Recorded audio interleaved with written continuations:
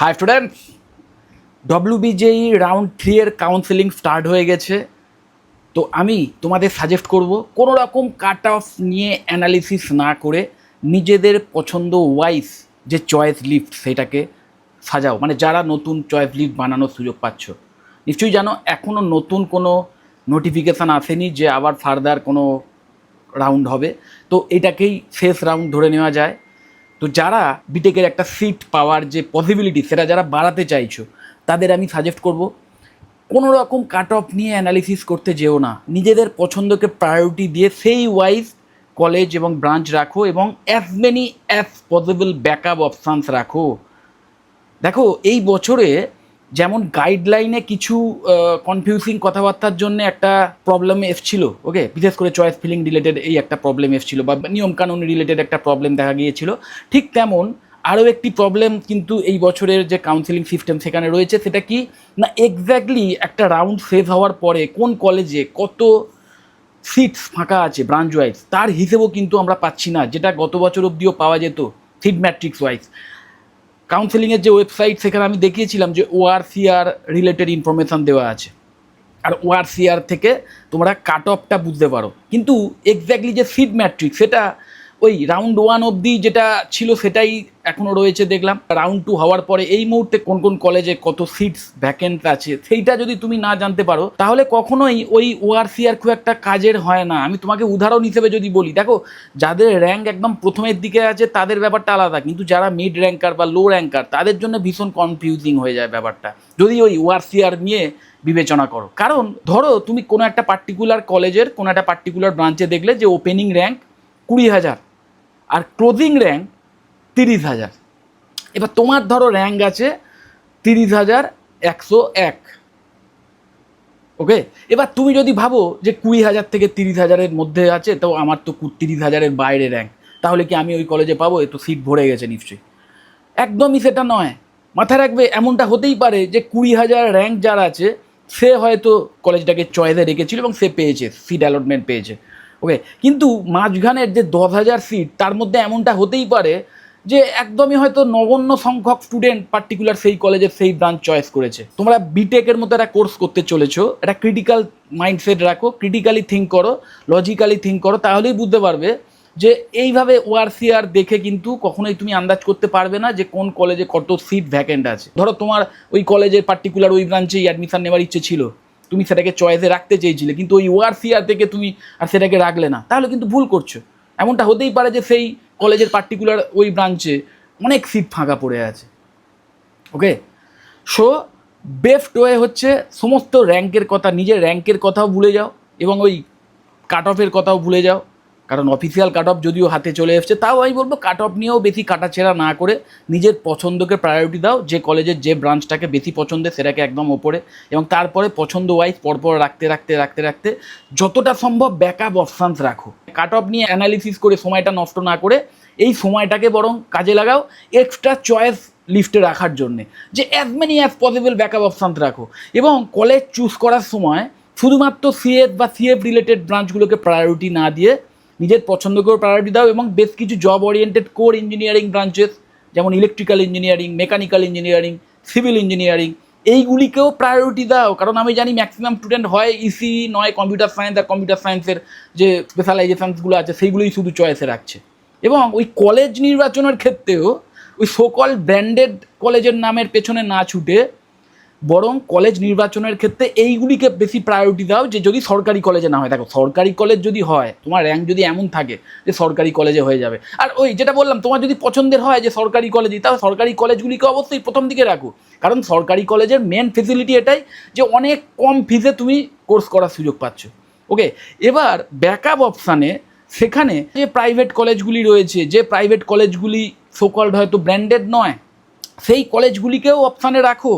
এবং সেই কলেজ নির্বাচনের ক্ষেত্রে, প্রাইভেট কলেজগুলি নির্বাচনের ক্ষেত্রে কলেজের ওই ব্র্যান্ড নেমের ওপর বেশি ডিপেন্ড না করে, বা ওই কোন কলেজ কত প্লেসমেন্টের রেকর্ড সাবমিট করেছে সেইটার ওপর ভিত্তি না করে, বরং সেই কলেজে তোমার পছন্দের ব্রাঞ্চটা পাচ্ছ কিনা সেটাকে দেখো, লোকেশান দেখো, ফিজ দেখো। সেই কলেজের অফিসিয়াল ওয়েবসাইট ভিজিট করে চেষ্টা করো ফিজটা দেখার, যে ফিজটা যেন অ্যাফোর্ডেবল হয়। এবং অবশ্যই সেই কলেজের ওয়েবসাইটে ফুল টাইম ফ্যাকাল্টি মেম্বার, তুমি যে ব্রাঞ্চে পড়তে চলেছো সেই ব্রাঞ্চে পড়ানোর জন্য ফুল টাইম ফ্যাকাল্টি মেম্বারদের ডিটেলস আছে কিনা সেই কলেজের ওয়েবসাইটে, অফিসিয়াল ওয়েবসাইটে, সেটা দেখো।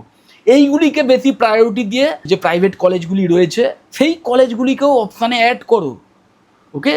এবং এইভাবে যদি তুমি চয়েস লিস্টটা বানাতে পারো রাউন্ড 3-তে, তাহলে কিন্তু সিট পাওয়ার সম্ভাবনা অনেক অনেক গুণ বেড়ে যাবে, ওকে। যাই হোক, আজকের এই ভিডিওতে এক্স্যাক্টলি আমি একটি core engineering branch, B Tech in mechanical engineering, এই বিটেক ইন মেকানিক্যাল ইঞ্জিনিয়ারিং যদি তুমি চুজ করতে চাও, তাহলে আমি জানি বেশ কিছু মিথ এমন আছে যে এই সিএস বা সিএফ রিলেটেড ব্রাঞ্চ বা ইসি ম্যাক্সিমাম, এর বাইরে কোর ব্রাঞ্চে গেলে চাকরির সম্ভাবনা তেমন একটা থাকবে না।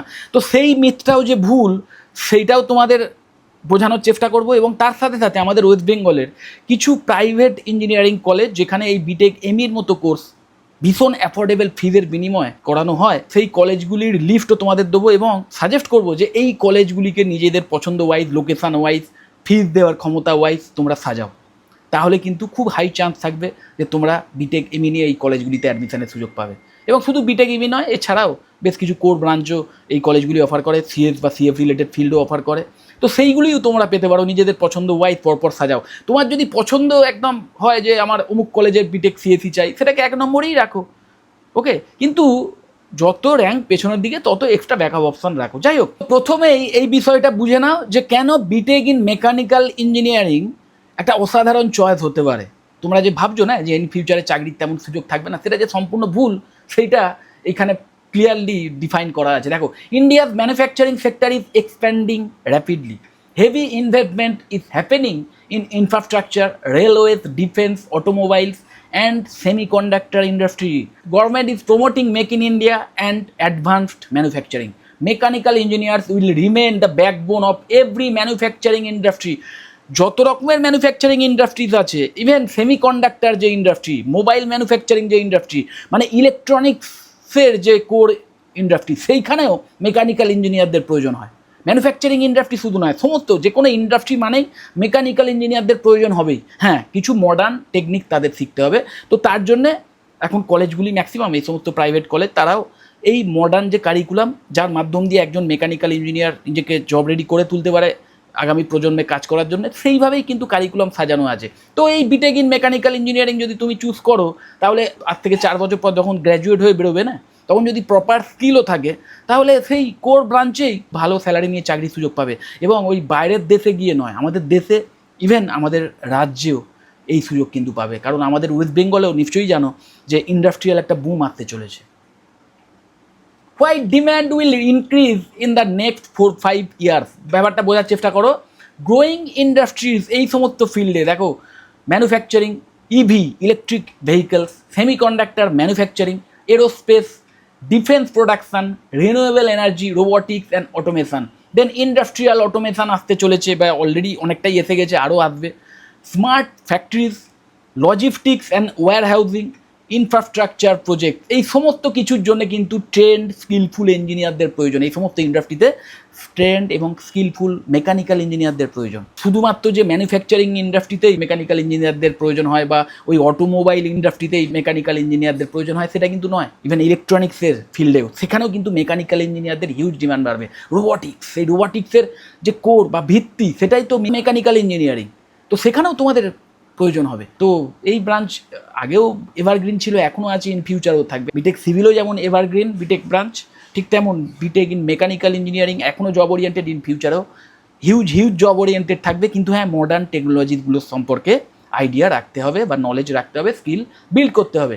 এবং দেখো, এই যেটা বলছিলাম যে আমাদের রাজ্যেও ইভেন কেন তুমি চাকরি পেতে পারো আজ থেকে 4 বছর পরে এই মেকানিক্যাল ইঞ্জিনিয়ারিংয়ের কোর ডিপার্টমেন্টে।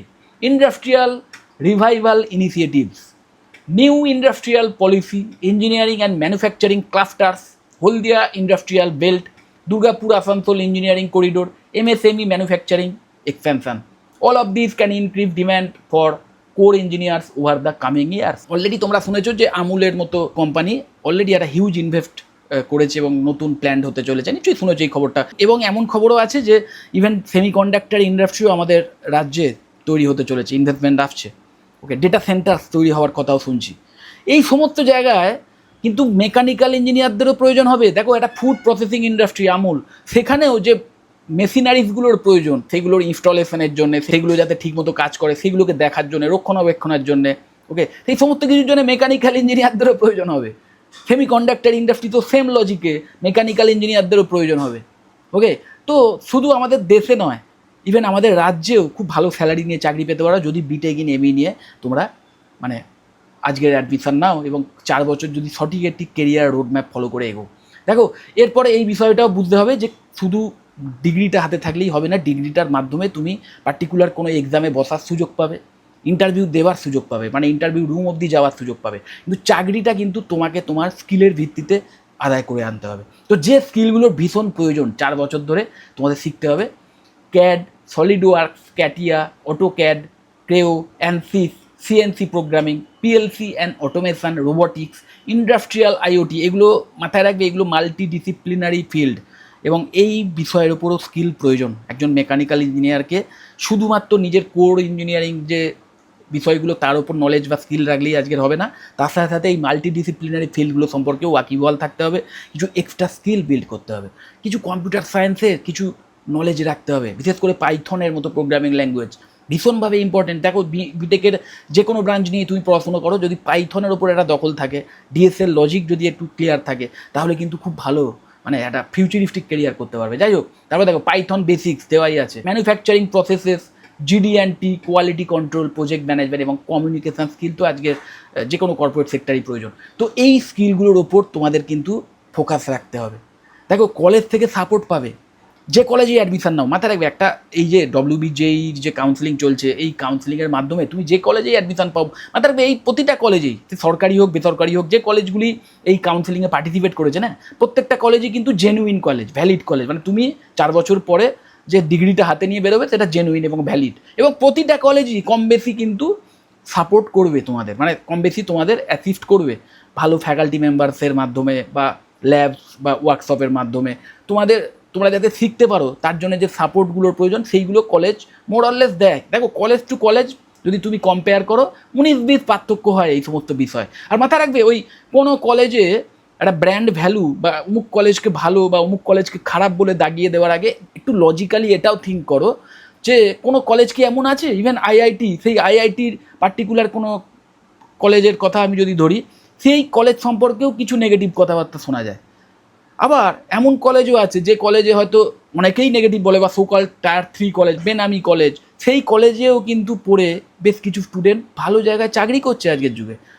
কোনো একটি কলেজ সম্পূর্ণ খারাপ, কোনো একটি কলেজ সম্পূর্ণ ভালো, এমনটা তো হতে পারে না, কিছু ডিফারেন্স থাকে। আর মাথায় রাখবে, এই যে একটা ব্র্যান্ডেড কলেজে প্লেসমেন্টের হার যদি জেনুইন, আমি দেখো জল মেশানো প্লেসমেন্টের কথাটা যদি বাদও দিই, জেনুইন প্লেসমেন্টের কথা যদি ধরি, তাহলে এটা মানতেই হবে যে ব্র্যান্ডেড কলেজে প্লেসমেন্টের হার একটু বেশি হয়, একটু কেন অনেকটাই হয়তো অনেক জায়গায় বেশি হয়। তো তার কারণটা, মানে আমি যদি আইআইটির কথাই ধরি, যে আইআইটিতে একটা অন্যান্য কলেজের তুলনায় অনেক অনেক বেশি প্লেসমেন্ট হয়, ঠিক আছে, যদিও আইআইটি মানেই যে আজকের হিউজ প্লেসমেন্ট সেটাও নয়, কিন্তু তাও অন্যান্য কলেজের তুলনায় বেশি হয়। তো সেই বেশি হওয়ার কারণ শুধু সেই কলেজের যে গুণমান বা সেই কলেজ যে সাপোর্ট দিচ্ছে তার জন্যই যে হিউজ একটা সাফল্য আসছে, বা তার জন্যই যে এই প্লেসমেন্টের হার এত বেশি, তা নয়। কিন্তু তার কারণ এটাই যে মাথায় রাখবে, ওই কলেজে অ্যাডমিশান পেতে গেলে যে স্ক্রিনিং প্রসেস, যে এন্ট্রান্স এক্সামের মধ্যে দিয়ে যেতে হয়, সেখানে একমাত্র একদম সেরা স্টুডেন্টরাই চান্স পায়। ওকে, তো ঠিক সেম লজিকে ওই সোকল ব্র্যান্ডেড কলেজ, সেখানেও কিছু স্ক্রিনিং প্রসেস থাকে, তার মাধ্যম দিয়ে একদম সোজা কথা সিরিয়াস ক্যান্ডিডেট তারাই চান্স পেয়ে যায়। আর সেখানে এই টায়ার 3 বাই সোকল বেনামি যে কলেজগুলি, সেখানে হয়তো সিরিয়াস ক্যান্ডিডেট 1-2জন থাকলেও কিন্তু ম্যাক্সিমাম ক্যান্ডিডেট তেমন একটা সিরিয়াসই নয়, হয়তো পড়াশোনার প্রতি কোনো মনোযোগ নেই, জাস্ট ওই একটা ডিগ্রি করতে হবে সেই জন্যই অ্যাডমিশান নিয়েছে। তো ক্যাজুয়ালি 4টে বছর পড়াশুনো করে এবং কিছু শেখে না, তো যে কারণে প্লেসমেন্টও পায় না। তো যে কারণেই প্লেসমেন্টের এই ব্যাপারটা, এবং নিশ্চয়ই দেখেছো যে এই বেনামি কলেজ থেকেও কিন্তু বেশ কিছু স্টুডেন্ট এমন থাকে যারা ভালো জায়গায় চাকরি পেয়ে যায়। ওকে, তোমরাও একটু খোঁজ নিলে জানতে পারবে। সো মাথায় রাখবে, কলেজ থেকে সাপোর্ট মোরাললেস সেমই পাওয়া যায় সমস্ত জায়গাতেই, ডিফারেন্টটা হচ্ছে স্টুডেন্টের কোয়ালিটিতে। যে স্টুডেন্টের কোয়ালিটি মানেও এটা বলছি না যে একজন স্টুডেন্টের কোয়ালিটি যদি আজকের খারাপ থাকে সে চিরকালই খারাপ থাকবে, সেটাও নয়। স্টুডেন্ট কোনো জড়বস্তু নয়, সেটা হিউম্যান বিইং, এবং মানুষ নিজেকে কন্টিনিউ প্র্যাকটিসের মাধ্যমে, ডেডিকেটেড রুটিনের মাধ্যমে, তার পরিশ্রমের মধ্যে দিয়ে নিজেকে তৈরি করে, নিজেকে আপগ্রেড করে। ওকে, সো তুমি যদি একজন অ্যাভারেজ স্টুডেন্ট হয়েও, ইভেন বিলো অ্যাভারেজ, মানে বিলো অ্যাভারেজ স্টুডেন্ট মানে ওই মার্কসের দিক থেকে যদি বলি, বা র্যাঙ্কের দিক থেকে, যে বিলো অ্যাভারেজ স্টুডেন্ট, তুমি অ্যাডমিশান নিলে একটা টায়ার 3 কলেজে যেখানে তুমি সুযোগ পাচ্ছ, সেইখানে ধরো কথার কথা বলছি, বিটেক এমএ নিয়ে অ্যাডমিশন নিলে এমন একটি কলেজে, টায়ার 3 কলেজে, এবং তোমার একাডেমিক মানে রেকর্ডও খুব একটা ভালো নয় এখনও অবধি। ওকে, তোমার এন্ট্রান্স দেখে দেখো ভালো র্যাঙ্ক আসেনি, কিন্তু তুমি 4 বছর ধরে যদি সিরিয়াসলি পড়াশুনো করো, যদি তোমার স্বপ্ন থাকে যে হ্যাঁ 4 বছর পর যাতে আমি ভালো জায়গায় চাকরি পাই, এবং সেইভাবে একটা প্রপার রোড ম্যাপ ফলো করে এগোলে, স্কিল ডেভেলপ করলে, একদম ডেডিকেশনের মাধ্যমে পড়াশুনো করলে, তাহলে 4 বছর পর তোমার কোয়ালিটি অনেক অনেক গুণ বেড়ে যাবে, এবং তোমার নিজের কোয়ালিটির ভিত্তিতেই তুমি চাকরি পেয়ে যাবে। ওকে, এই স্কিলগুলো ডেভেলপ করো। এরপরেই দেখো এখানে এই কটি কলেজের এখানে নাম দেখতে পাচ্ছ: AOT, Haldia institute of technology, Swami Vivekananda institute of science and technology, VVIT, Bengal institute of technology, dream institute of technology, Camellia institute of technology, global institute of management and technology, regent education and research foundation এবং elite institute of engineering and management. এই কলেজগুলি প্রত্যেকটাই কিন্তু AICTE approve তো বটেই, এবং তার সাথে সাথে বিটেক ইন মেকানিক্যাল ইঞ্জিনিয়ারিং এই ব্রাঞ্চ এই কলেজগুলি অফার করে, এবং যে ফিস যথেষ্ট অ্যাফোর্ডেবল। ওকে, তো ওই আরওআই এর দিকটাও যদি চিন্তা করো, যে ইনভেস্টমেন্ট, মানে একটা প্রাইভেট কলেজে যদি তুমি অ্যাডমিশন নাও, এমনিতেই সরকারি কলেজের তুলনায় অনেক অনেক বেশি অ্যাডমিশন ফিস হয় বা টোটাল ফিস হয়, তো সেখানে এই কলেজগুলির যে ফিস, টোটাল ফিস, সেটা কিন্তু কম্পারেটিভলি অনেক কম। ইভেন আমি আগের দিনের একটা ভিডিওতে দেখেছিলাম, এই স্বামী Vivekananda institute of science and টেকনোলজিতে তুমি এই বিটেক ইন মেকানিক্যাল ইঞ্জিনিয়ারিংয়ের মতো কোর্স 2,85,000 টাকায় করার সুযোগ পাচ্ছ। এবং সেই কলেজে কিন্তু ডিপার্টমেন্ট ওয়াইজ একদম ফ্যাকাল্টি প্রোফাইল রয়েছে, ডিপার্টমেন্ট ওয়াইজ ডেডিকেটেড ফ্যাকাল্টি মেম্বারদের প্রোফাইল রয়েছে, মানে শেখার ভালো সুযোগ পাবে। ল্যাবস এবং ওয়ার্কশপের কোয়ালিটি খুবই ভালো, মানে কলেজের ওয়েবসাইট ভিজিট করে দেখে নিতে পারো, আমি আগের দিন দেখিয়েছিলাম, আর এই ভিডিওতে দেখাচ্ছি না, অনেক বড় হয়ে যাবে। ওকে, এবং সেই কলেজে তুমি প্রতিটা এই বিটেক ব্রাঞ্চের জন্যে যে রেকর্ডেড ভিডিও লেকচার সেইগুলি পেয়ে যাবে, যার ফলে তুমি সেই কলেজের অফলাইন ক্লাসরুমে যে লেকচারের বিষয়গুলি বুঝতে পারবে না, বোধগম্য হবে না, সেই বিষয়গুলি নিয়েও ক্ল্যারিফিকেশান বাড়িতে এসে বা হোস্টেলে বসে তোমার ল্যাপটপ কম্পিউটার ইউজ করে সেই ভিডিও চালিয়ে ক্ল্যারিফিকেশান পেয়ে যাবে। ওকে, তো এই ফেসিলিটিগুলো আছে, এই টাইপের ফেসিলিটি কিন্তু আজকের যুগে এই কলেজগুলি প্রদান করে। ওকে, তো আমি একটি কলেজ নিয়ে একটা এক্সাম্পল ওয়াইজ ভিডিওটা করেছিলাম।